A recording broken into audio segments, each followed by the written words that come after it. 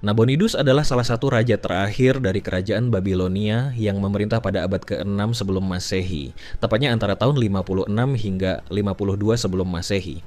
Ia dikenal sebagai raja yang unik dan kontroversial karena sejumlah kebijakan dan tindakan yang berbeda dari raja-raja Babilonia sebelumnya. Nabonidus lahir dari keluarga yang memiliki kedekatan dengan bangsawan dan pejabat tinggi. Meskipun bukan berasal dari garis keturunan raja secara langsung, ia naik tahta setelah kematian raja sebelumnya, Labashi Marduk, yang masa pemerintahannya sangat singkat dan penuh gejolak.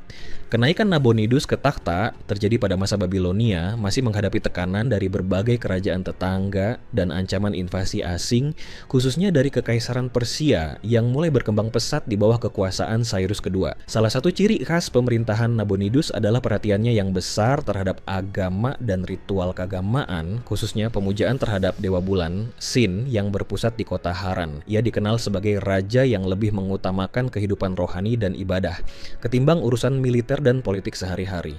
Nabonidus bahkan memutuskan untuk menetap di kota Teima di Arabia Utara selama 10 tahun, meninggalkan ibu kota Babylon dan pemerintahan sehari-hari kepada putranya Belshazzar. Keputusan ini menimbulkan kontroversi dan kritik dari para pendeta dan bangsawan Babilonia karena dianggap meninggalkan tanggung jawab politik dan keamanan negara di tangan orang lain. Meskipun demikian, selama di Teima, Nabonidus melakukan ekspedisi arkeologis dan keagamaan yang unik. Ia tertarik pada situs-situs kuno dan berusaha memulihkan serta meneliti kuil-kuil kuno, prasasti, dan artefak yang ditemukan di wilayah tersebut. Hal ini menunjukkan bahwa Nabonidus memiliki ketertarikan intelektual yang jarang ditemui pada raja-raja lain pada masa itu. Kebijakan keagamaan Nabonidus juga menimbulkan ketegangan dengan para pendeta di Babylon, terutama di kuil utama Dewa Marduk.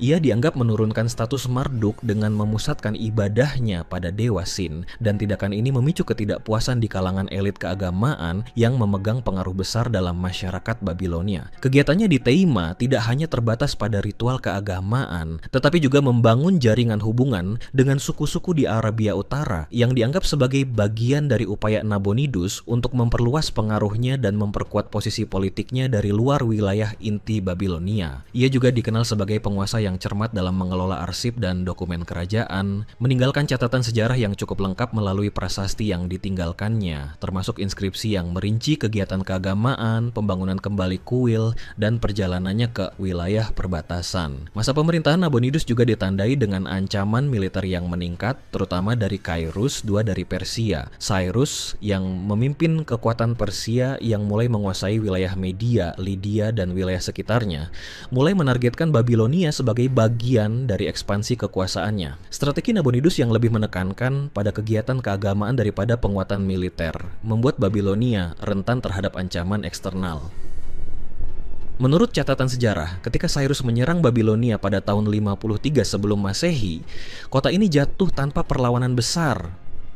Beberapa sejarawan berpendapat bahwa hal ini disebabkan oleh ketidakpuasan rakyat Babilonia terhadap Nabonidus, terutama di kalangan pendeta Marduk yang mendukung invasi Persia, karena melihatnya sebagai kesempatan untuk mengembalikan keseimbangan keagamaan yang terganggu selama masa pemerintahan Nabonidus. Setelah penaklukan Babilonia, Nabonidus ditangkap oleh pasukan Persia dan nasibnya tidak banyak tercatat secara rinci. Beberapa sumber menyebut bahwa ia diasingkan atau dipindahkan ke wilayah Persia. Sementara putranya Belshazzar ikut ditangkap dan sejarah mencatatnya sebagai pemimpin yang hanya memerintah di bawah pengawasan kekuasaan Persia. Penaklukan Babilonia oleh Cyrus II menandai akhir dari kekuasaan kerajaan Babilonia secara independen dan awal dari integrasi wilayah tersebut ke dalam kekaisaran Persia yang lebih luas. Meskipun demikian, catatan tentang Nabonidus tetap bertahan melalui prasasti dan dokumen yang ditemukan di situs-situs kuno, memberikan gambaran tentang raja yang berbeda dari tradisi Babilonia sebelumnya karena perhatian yang besar terhadap agama, sejarah, dan pengetahuan. Nabonidus sering dianggap oleh sebagian sejarawan sebagai sosok eksentrik karena pilihannya untuk memusatkan ibadah pada dewa bulan dan meninggalkan ibu kota untuk tinggal di Teima. Namun, sebagian lainnya menilai bahwa tindakannya mencerminkan upaya intelektual dan spiritual yang jarang dilakukan oleh penguasa pada masa itu. Ia mencoba menyeimbangkan antara tanggung jawab kerajaan dengan pencarian pengetahuan dan pemahaman terhadap sejarah dan budaya bangsa yang ia pimpin. Ketertarikan Nabonidus pada arkeologi, ritual kuno, dan pemulihan kuil menunjukkan bahwa ia memiliki visi untuk melestarikan warisan budaya Babilonia, sekaligus menghubungkannya dengan praktik keagamaan yang diyakini mampu memperkuat legitimasi politiknya. Dalam konteks sejarah, pemerintahan Nabonidus menjadi periode yang sangat penting untuk memahami perubahan dinamika politik dan agama di Babilonia menjelang penaklukan Persia. Tindakan dan kebijakannya mencerminkan ketegangan antara tradisi lama dan inovasi, antara kepentingan agama dan politik, serta antara kebutuhan militer dan aspirasi pribadi raja. Keputusannya untuk mengutamakan ibadah dan penelitian sejarah, sekaligus mengabaikan kekuatan militer yang semakin penting pada masa itu, memperlihatkan dilema yang sering dihadapi oleh penguasa pada periode transisi antara kerajaan independen dan kekaisaran yang lebih besar.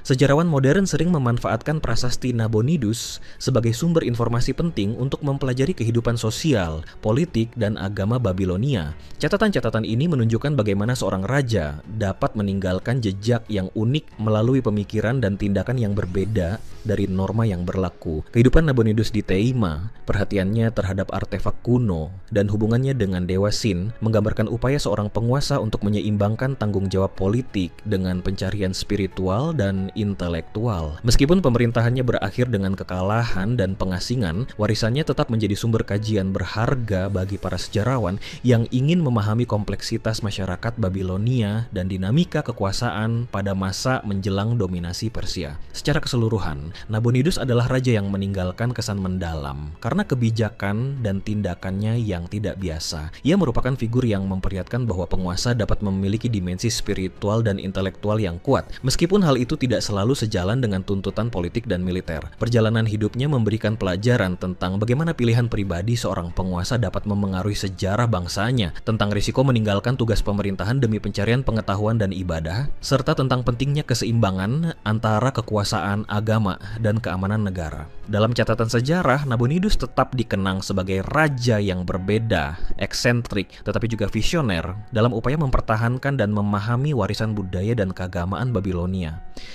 Perjalanan Nabonidus sebagai penguasa juga menunjukkan ketegangan yang terjadi antara aspirasi pribadi raja dengan tuntutan birokrasi dan tradisi istana Babilonia. Ia bukan hanya menekankan aspek religius dalam pemerintahannya, tetapi juga memperkenalkan kebijakan yang bersifat administratif dan ekonomis. Meskipun langkah-langkah ini jarang dibahas secara luas oleh sejarawan klasik. Di tengah perhatiannya pada kegiatan keagamaan, Nabonidus melakukan reformasi tertentu dalam pengelolaan tanah kerajaan dan distribusi hasil pertanian.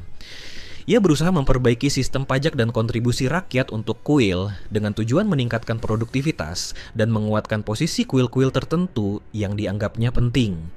Langkah-langkah ini tidak selalu diterima baik oleh penduduk dan pejabat lokal, terutama mereka yang terbiasa dengan cara lama pengelolaan ekonomi dan distribusi kekayaan. Selama ia berada di Teima, Nabonidus tidak sepenuhnya meninggalkan urusan politik. Ia tetap menjalin komunikasi dengan gubernur wilayah Babilonia dan memastikan loyalitas mereka meskipun jarak fisik membuat kontrolnya terbatas. Ia memanfaatkan sistem pos dan kurir yang cepat untuk menyampaikan arahan serta memantau kondisi wilayah. Beberapa catatan prasasti menunjukkan bahwa Nabonidus memberikan instruksi khusus terkait pembangunan kanal, perbaikan infrastruktur, dan pengamanan perbatasan. Hal ini menandakan bahwa ia tetap sadar akan pentingnya stabilitas administratif dan ekonomi, meskipun perhatian utamanya tertuju pada kegiatan religius dan penelitian sejarah. Selain itu, Nabonidus juga dikenal memperhatikan isu diplomasi dan hubungan luar negeri. Ia mencoba membangun jaringan aliansi dengan suku-suku di Arabia Utara dan wilayah sekitarnya yang dianggap strategis untuk mempertahankan jalur perdagangan dan keamanan perbatasan. Ia mengirim utusan untuk memperkuat hubungan dagang dan politik, serta memastikan bahwa kekuatan asing tidak mudah masuk ke wilayah inti Babilonia. Strategi ini mencerminkan pandangan Nabonidus yang lebih pragmatis dibanding kesan eksentrik yang biasanya melekat padanya, karena ia berusaha menjaga kekuatan ekonomis dan keamanan meskipun secara fisik ia berada jauh dari pusat pemerintahan. Ketika ancaman Persia meningkat, Nabonidus menghadapi dilema yang semakin kompleks. Ia harus memutuskan antara mempertahankan fokus pada kegiatan religiusnya atau mengarahkan upaya militer untuk menghadapi Cyrus. Pilihan Nabonidus yang lebih memprioritaskan ibadah dan penelitian telah mempengaruhi kesiapan militer Babilonia. Pasukan yang dipersiapkan tidak cukup tangguh untuk menghadapi serangan besar dari Persia, dan hal ini berkontribusi pada penaklukan Babilonia yang relatif mudah oleh Cyrus.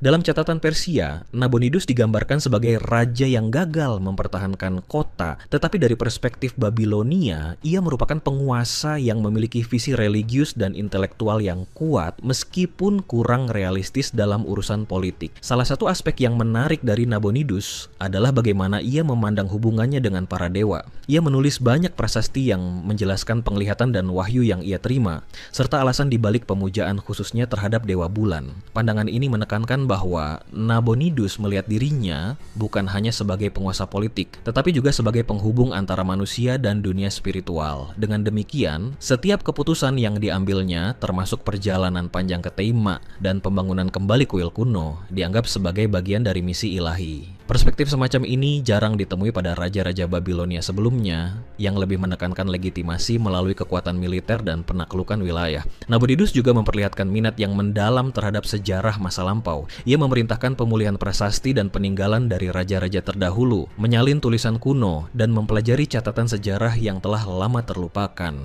Aktivitas ini menunjukkan bahwa Nabonidus tidak hanya ingin melestarikan warisan kebudayaan Babilonia, tetapi juga mencoba memahami dan menghubungkan dirinya dengan tradisi panjang yang membentuk identitas bangsa. Upaya ini dapat dianggap sebagai bentuk kesadaran historis yang jarang dimiliki penguasa pada masa itu, sehingga menjadikan Nabonidus sosok yang unik dalam sejarah kuno. Keputusan dan kebijakan Nabonidus, meskipun kontroversial, akhirnya meninggalkan jejak yang jelas dalam sejarah. Peninggalan arkeologis dan prasasti yang ditemukan memberi wawasan tentang struktur pemerintahan, kehidupan religius, dan dinamika sosial Babilonia menjelang jatuhnya kerajaan tersebut. Catatan-catatan ini menunjukkan bahwa Nabonidus berusaha menyeimbangkan kebutuhan spiritual, intelektual, dan politik, meskipun hasilnya tidak selalu berhasil di mata masyarakat pada zamannya.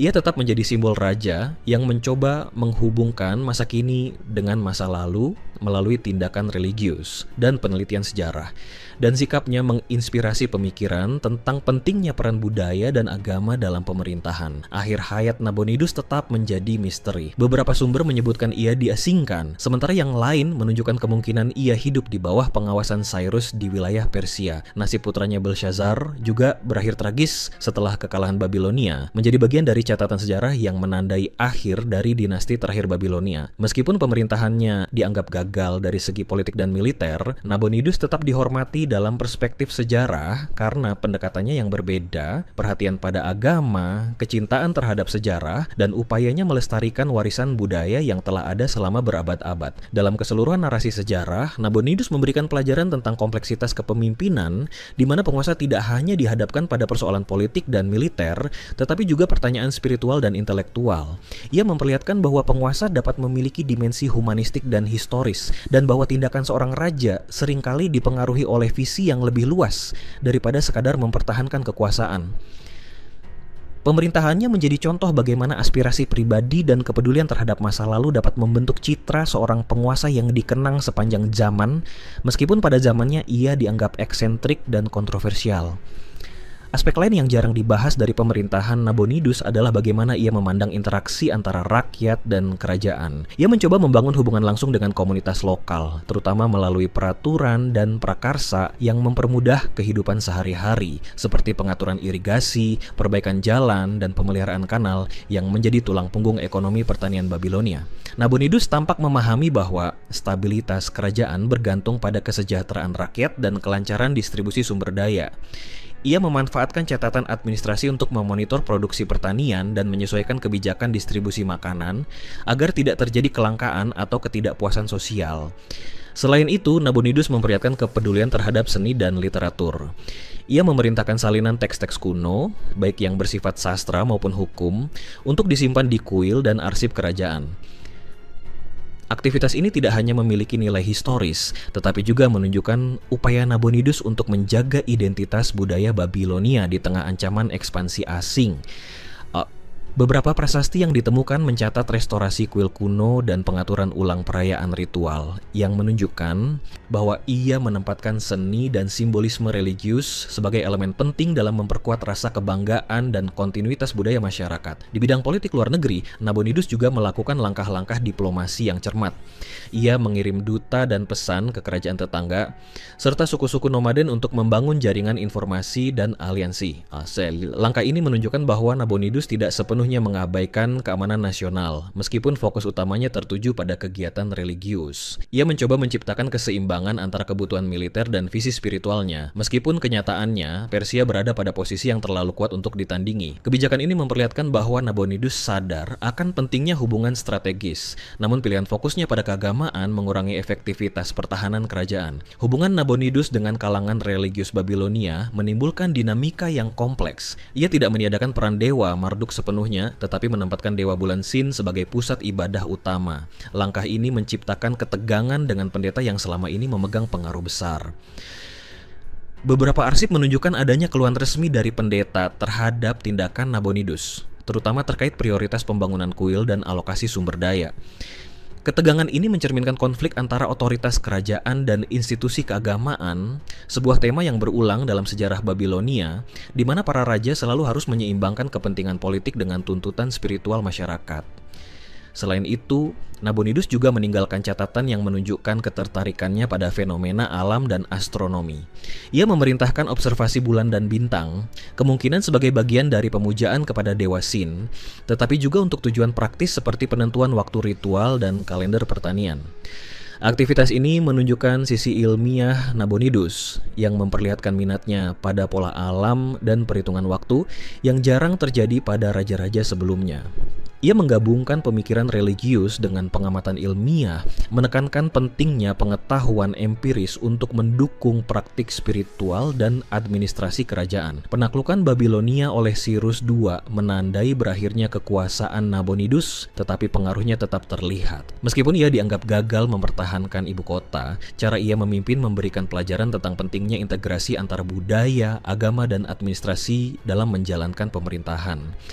Generasi penerus termasuk penguasa Persia yang menguasai Babilonia dapat mempelajari strategi Nabonidus dalam hal manajemen sumber daya, pembangunan kuil, dan peran arsip sejarah. Ia menunjukkan bahwa seorang raja dapat memiliki visi yang luas dan multidimensional, bahkan jika hasil politiknya tidak memuaskan bagi masyarakat saat itu. Nabonidus juga memberi contoh bahwa pemerintahan bukan sekadar soal kekuasaan militer, tetapi juga soal warisan budaya dan spiritual. Upayanya untuk memulihkan kuil kuno, mendokumentasikan sejarah, dan mengamati fenomena alam menunjukkan kesadaran bahwa masa depan kerajaan bergantung pada pemahaman terhadap masa lalu dan hubungan manusia dengan alam serta dewa-dewa. Ia menghubungkan kepemimpinan dengan tanggung jawab moral dan intelektual, membentuk sosok raja yang memandang pemerintahannya sebagai bagian dari proses panjang sejarah Babilonia. Dalam konteks sosial, kebijakan Nabonidus berimplikasi pada kehidupan rakyat biasa. Aktivitas pembangunan, pengaturan irigasi, dan perbaikan kanal tidak hanya mendukung ekonomi pertanian, tetapi juga memperkuat rasa keterikatan masyarakat pada kerajaan. Sementara keputusan religiusnya memicu ketegangan di kalangan elit pendeta, rakyat biasa tetap merasakan manfaat dari stabilitas ekonomi dan infrastruktur yang ia perintahkan. Dengan demikian, meskipun kontroversial, Nabonidus berhasil meninggalkan dampak yang terasa di berbagai lapisan masyarakat. Secara keseluruhan, Nabonidus merupakan figur yang kompleks dan multidimensional. Ia adalah penguasa yang memadukan aspirasi religius, ketertarikan intelektual, perhatian pada kesejahteraan rakyat, dan kesadaran akan dinamika politik regional. Meski pemerintahannya berakhir dengan penaklukan oleh Persia, warisan Nabonidus tetap dihargai karena cara ia mencoba menjaga kesinambungan budaya, meneliti sejarah, dan memadukan ilmu pengetahuan dengan praktik keagamaan. Ia membuktikan bahwa kepemimpinan dapat memiliki dimensi moral dan intelektual yang lebih luas daripada sekadar kekuasaan politik. Selain aspek religius dan administratif, Nabonidus juga memperlihatkan minat pada hubungan internasional dan strategi diplomatik yang lebih halus. Ia menyadari bahwa Babilonia berada di persimpangan jalur perdagangan penting, dan hal ini memberinya peluang untuk memanfaatkan posisi geografis kerajaan sebagai alat negosiasi. Ia menjalin hubungan dagang dengan wilayah Levant dan Mesopotamia bagian utara, mengirim perwakilan untuk mengamankan pasokan barang-barang langka, logam, dan bahwa ia menempatkan seni dan simbolisme religius sebagai elemen penting dalam memperkuat rasa kebanggaan dan kontinuitas budaya masyarakat. Di bidang politik luar negeri, Nabonidus juga melakukan langkah-langkah diplomasi yang cermat. Ia mengirim duta dan pesan ke kerajaan tetangga serta suku-suku nomaden untuk membangun jaringan informasi dan aliansi. Langkah ini menunjukkan bahwa Nabonidus tidak sepenuhnya mengabaikan keamanan nasional meskipun fokus utamanya tertuju pada kegiatan religius. Ia mencoba menciptakan keseimbangan antara kebutuhan militer dan visi spiritualnya, meskipun kenyataannya Persia berada pada posisi yang terlalu kuat untuk ditandingi. Kebijakan ini memperlihatkan bahwa Nabonidus sadar akan pentingnya hubungan strategis, namun pilihan fokusnya pada keagamaan mengurangi efektivitas pertahanan kerajaan. Hubungan Nabonidus dengan kalangan religius Babilonia menimbulkan dinamika yang kompleks. Ia tidak meniadakan peran Dewa Marduk sepenuhnya, tetapi menempatkan Dewa Bulan Sin sebagai pusat ibadah utama. Langkah ini menciptakan ketegangan dengan pendeta yang selama ini memegang pengaruh besar. Beberapa arsip menunjukkan adanya keluhan resmi dari pendeta terhadap tindakan Nabonidus, terutama terkait prioritas pembangunan kuil dan alokasi sumber daya. Ketegangan ini mencerminkan konflik antara otoritas kerajaan dan institusi keagamaan, sebuah tema yang berulang dalam sejarah Babilonia, di mana para raja selalu harus menyeimbangkan kepentingan politik dengan tuntutan spiritual masyarakat. Selain itu, Nabonidus juga meninggalkan catatan yang menunjukkan ketertarikannya pada fenomena alam dan astronomi. Ia memerintahkan observasi bulan dan bintang, kemungkinan sebagai bagian dari pemujaan kepada Dewa Sin, tetapi juga untuk tujuan praktis seperti penentuan waktu ritual dan kalender pertanian. Aktivitas ini menunjukkan sisi ilmiah Nabonidus yang memperlihatkan minatnya pada pola alam dan perhitungan waktu yang jarang terjadi pada raja-raja sebelumnya. Ia menggabungkan pemikiran religius dengan pengamatan ilmiah, menekankan pentingnya pengetahuan empiris untuk mendukung praktik spiritual dan administrasi kerajaan. Penaklukan Babilonia oleh Cyrus II menandai berakhirnya kekuasaan Nabonidus, tetapi pengaruhnya tetap terlihat. Meskipun ia dianggap gagal mempertahankan ibu kota, cara ia memimpin memberikan pelajaran tentang pentingnya integrasi antara budaya, agama, dan administrasi dalam menjalankan pemerintahan. Generasi penerus, termasuk penguasa Persia yang menguasai Babilonia, dapat mempelajari strategi Nabonidus dalam hal manajemen sumber daya, pembangunan kuil, dan peran arsip sejarah. Ia menunjukkan bahwa seorang raja dapat memiliki visi yang luas dan multidimensional, bahkan jika hasil politiknya tidak memuaskan bagi masyarakat saat itu. Nabonidus juga memberi contoh bahwa pemerintahan bukan sekadar soal kekuasaan militer, tetapi juga soal warisan budaya dan spiritual. Upayanya untuk memulihkan kuil kuno, mendokumentasikan sejarah, dan mengamati fenomena alam menunjukkan kesadaran bahwa masa depan kerajaan bergantung pada pemahaman terhadap masa lalu dan hubungan manusia dengan alam serta dewa-dewa. Ia menghubungkan kepemimpinan dengan tanggung jawab moral dan intelektual, membentuk sosok raja yang memandang pemerintahannya sebagai bagian dari proses panjang sejarah Babilonia. Dalam konteks sosial, kebijakan Nabonidus berimplikasi pada kehidupan rakyat biasa. Aktivitas pembangunan, pengaturan irigasi, dan perbaikan kanal tidak hanya mendukung ekonomi pertanian, tetapi juga memperkuat rasa keterikatan masyarakat pada kerajaan. Sementara keputusan religiusnya memicu ketegangan di kalangan elit pendeta, rakyat biasa tetap merasakan manfaat dari stabilitas ekonomi dan infrastruktur yang ia perintahkan. Dengan demikian, meskipun kontroversial, Nabonidus berhasil meninggalkan dampak yang terasa di berbagai lapisan masyarakat. Secara keseluruhan, Nabonidus merupakan figur yang kompleks dan multidimensional. Ia adalah penguasa yang memadukan aspirasi religius, ketertarikan intelektual, perhatian pada kesejahteraan rakyat, dan kesadaran akan dinamika politik regional. Meski pemerintahannya berakhir dengan penaklukan oleh Persia, warisan Nabonidus tetap dihargai karena cara ia mencoba menjaga kesinambungan budaya, meneliti sejarah, dan memadukan ilmu pengetahuan dengan praktik keagamaan. Ia membuktikan bahwa kepemimpinan dapat memiliki dimensi moral dan intelektual yang lebih luas daripada sekadar kekuasaan politik. Selain aspek religius dan administratif, Nabonidus juga memperlihatkan minat pada hubungan internasional dan strategi diplomatik yang lebih halus. Ia menyadari bahwa Babilonia berada di persimpangan jalur perdagangan penting, dan hal ini memberinya peluang untuk memanfaatkan posisi geografis kerajaan sebagai alat negosiasi. Ia menjalin hubungan dagang dengan wilayah Levant dan Mesopotamia bagian utara, mengirim perwakilan untuk mengamankan pasokan barang-barang langka, logam, dan rempah-rempah yang menjadi komoditas penting. Aktivitas semacam ini bukan hanya meningkatkan kekayaan negara, tetapi juga memperkuat posisi Babilonia sebagai pusat ekonomi di kawasan tersebut, meski kekuatan militer tidak sekuat Persia yang mengancamnya. Nabonidus juga dikenal menaruh perhatian pada pelatihan dan pengetahuan generasi muda, terutama anggota keluarga kerajaan dan bangsawan. Ia mendorong pendidikan berbasis agama, sejarah, dan astronomi, menjadikan istana sebagai pusat pembelajaran yang menggabungkan ilmu pengetahuan dan praktik ritual. Prasasti mencatat bahwa Nabonidus menginstruksikan pendidik dan pendeta untuk mengajarkan bacaan teks kuno, perhitungan waktu ritual, dan interpretasi simbolik dari fenomena alam. Langkah ini mencerminkan visi jangka panjangnya bahwa pemimpin masa depan harus memahami warisan budaya serta nilai-nilai keagamaan yang menjadi fondasi masyarakat Babilonia.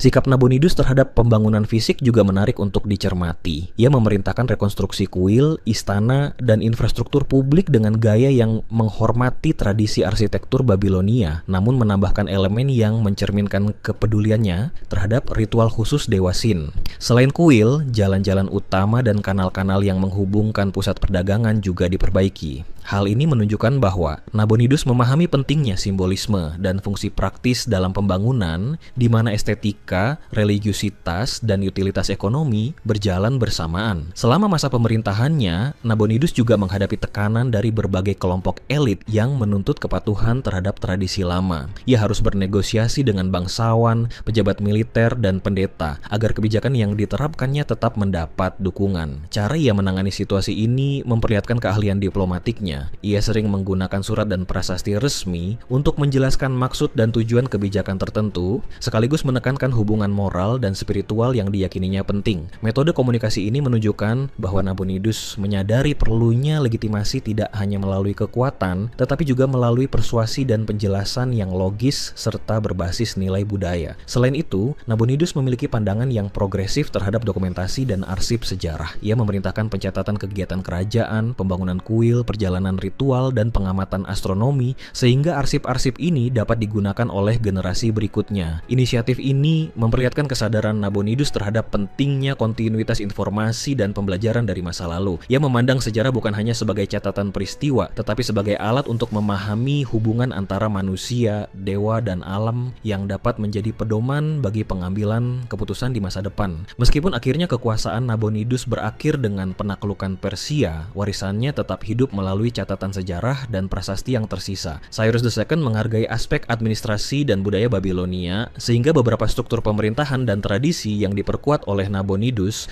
tetap dipertahankan dalam kekaisaran Persia. Hal ini menunjukkan bahwa meskipun secara militer Nabonidus kalah, kontribusinya terhadap organisasi, administrasi, dan pelestarian budaya memberi dampak jangka panjang bagi masyarakat Babilonia. Dalam perspektif sosial, Nabonidus berhasil menyeimbangkan peran raja sebagai pemimpin politik dengan figur spiritual dan intelektual. Ia menekankan nilai-nilai moral, penelitian ilmiah, dan pengabdian religius yang menciptakan model kepemimpinan berbeda dari raja-raja sebelumnya. Pendekatannya yang multidimensional memberikan pelajaran berharga tentang bagaimana seorang penguasa dapat menghadapi tantangan internal dan eksternal dengan memanfaatkan pemikiran strategis, kebijaksanaan budaya, dan rasa tanggung jawab spiritual. Akhirnya, Nabonidus dikenang sebagai raja yang kompleks, visioner, dan terkadang kontroversial, yang menghadirkan perpaduan antara spiritualitas, intelektualitas, dan politik dalam satu pemerintahan. Ia membuktikan bahwa kepemimpinan tidak sekadar soal menaklukkan musuh atau mempertahankan wilayah, tetapi juga bagaimana seorang penguasa membentuk hubungan dengan rakyat, budaya, sejarah, dan alam sekitarnya. Warisannya tetap menjadi sumber pengetahuan yang kaya, memungkinkan generasi berikutnya memahami pentingnya keseimbangan antara kekuasaan, agama, dan warisan budaya dalam membangun masyarakat yang beradab. Nabonidus menegaskan bahwa raja sejati adalah mereka yang mampu menggabungkan kebijakan praktis dengan visi moral dan intelektual, meninggalkan jejak yang tetap relevan meski kerajaan telah jatuh ke tangan kekuatan asing. Selain dimensi politik dan religius, Nabonidus juga memperlihatkan sisi psikologis yang menarik, terutama dalam cara ia menghadapi tekanan internal dan eksternal. Catatan prasasti menunjukkan bahwa ia sering merenungkan perannya sebagai penguasa dan dampak setiap kebijakannya terhadap masyarakat. Ia tampak menyadari risiko pengabaian penyesuaian urusan militer demi fokus pada kegiatan religius dan penelitian sejarah, namun ia memilih untuk mengikuti keyakinan pribadinya karena merasa bahwa legitimasi dan keberlanjutan kerajaan bergantung pada keseimbangan spiritual dan moral. Sikap ini menunjukkan tingkat introspeksi dan refleksi diri yang jarang ditemui pada penguasa pada masa itu, di mana kebanyakan raja menekankan kekuasaan fisik dan penguasaan wilayah sebagai ukuran keberhasilan. Nabonidus juga memperlihatkan inovasi dalam hal penggunaan simbolisme dan propaganda.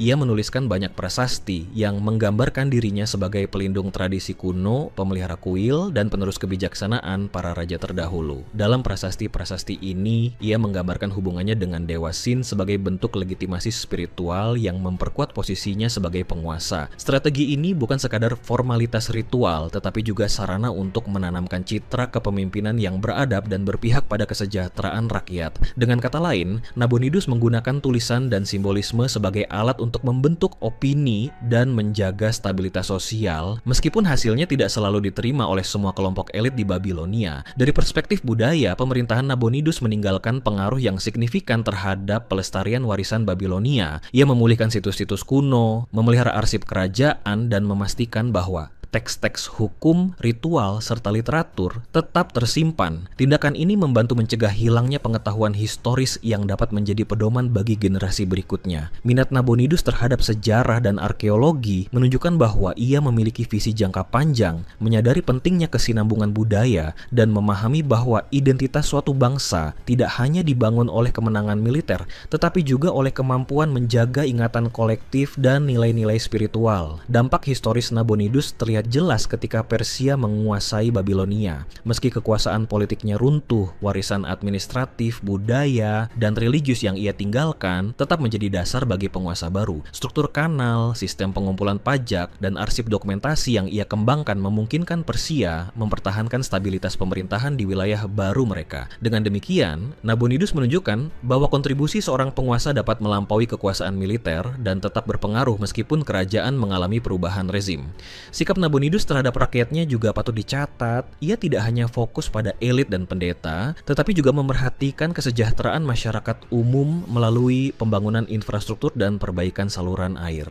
Tindakan ini meningkatkan produktivitas pertanian dan membantu mempertahankan kelangsungan ekonomi yang menjadi fondasi utama bagi keberlangsungan kerajaan. Dengan cara ini, Nabonidus menunjukkan bahwa perhatian terhadap kebutuhan rakyat sehari-hari merupakan bagian dari tanggung jawab seorang penguasa, dan bahwa keberhasilan suatu pemerintahan tidak hanya diukur dari kekuasaan atau kemenangan perang, tetapi juga dari kemampuan menciptakan kondisi hidup yang stabil dan berkelanjutan bagi warganya. Secara keseluruhan, Nabonidus merupakan figur yang unik dalam sejarah Babilonia karena mampu memadukan dimensi spiritual, intelektual, dan praktis dalam satu pemerintahan. Ia memperlihatkan bahwa seorang raja dapat memiliki visi yang luas, mempertimbangkan nilai-nilai moral, menjaga warisan budaya, dan tetap memperhatikan kesejahteraan rakyat, sekalipun tantangan politik dan militer mengancam kekuasaannya. Meskipun pemerintahannya berakhir dengan penaklukan Persia, jejak pemikiran, kebijakan, dan kegiatan budaya yang ia tinggalkan tetap menjadi sumber pelajaran berharga bagi generasi berikutnya. Nabonidus membuktikan bahwa kepemimpinan tidak semata soal kekuatan atau dominasi, tetapi juga tentang kemampuan merangkul pengetahuan, agama, budaya, dan moralitas dalam pengambilan keputusan.